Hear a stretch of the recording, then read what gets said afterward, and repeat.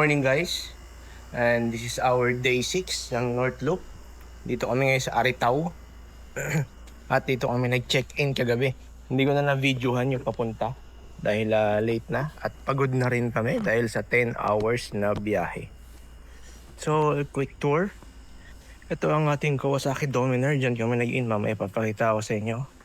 Tapos ito yung resort. Magandang resort din to. Isa, dalawa, tatlo, apat na accommodation. Oh, 5 ata kasi 5 aircon o baka 2 bedroom to. So tuloy-tuloy ang construct.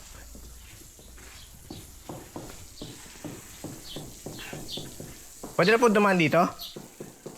Pwede po. Yun.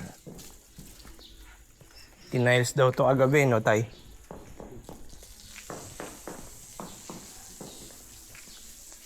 Yun.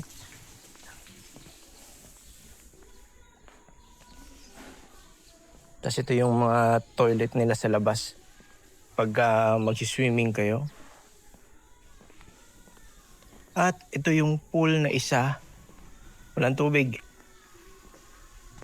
Nandito tayo sa Landayan. Yun.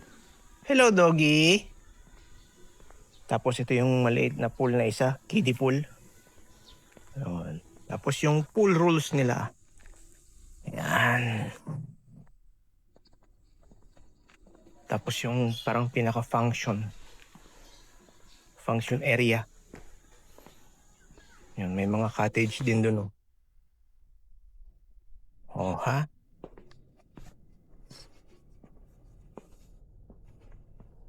So may ilaw-ilaw to sa gabi. Ayan. Tapos tindahan nila. May tindahan din sila dito. Parang kung may kailangan kayo, pwede na, hindi na kailangan magdala. Oh, may ibon na. Lovebirds, hello! Hotel of Lovebirds. So, may pangalan, Nanay Loleng.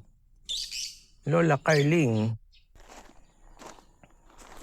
So, under construction, si Ilandayan Travelers Inn. Located at Purok 1, Barangay Kirang, Aritaw, Nueva Vizcaya. Swimming pool, staycation, parking area, function hall. Yun.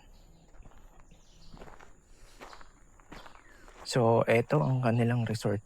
Actually, ginagawa kasi yung main road kaya sa back road kami dumaan kanina. Ay, kagabi. Mamaya papakita ko sa inyo yung dinaanan namin. Landayan Travelers Inn. And ginagawa kasi to. Hindi pa tatapos yung curing. Kaya hindi pa pwedeng daanan. Ay, pwede na ata. Ay, hindi pa siguro. Kasi doon may harang sa baba tapos pag kanan nyo, diretso na kayo paakyat ng Baguio. So yun yung magiging route namin mamaya. Pero magsisimba muna tayo sa San Vicente. Sa Dupax. Alright, all set. So nagpapainit tayo ng Dominar. At ang setup natin sa buong tour na to is yung Moto Wolf na 30 liters, top box na 45, at yung tank box natin, tank bag, top box bag pala. Yun. At ito yung naging kwarto natin for the overnight. Ayan, may sala, may living room, tapos may kitchen, yung toilet nila, simpleng toilet, wala nga lang hot shower, hindi naman ganun kalamig. Tapos yun, toilet din, yung ref, then inusog namin ito para lang sa protection, alam mo na, dahil may back door. And ito yung aming naging kwarto.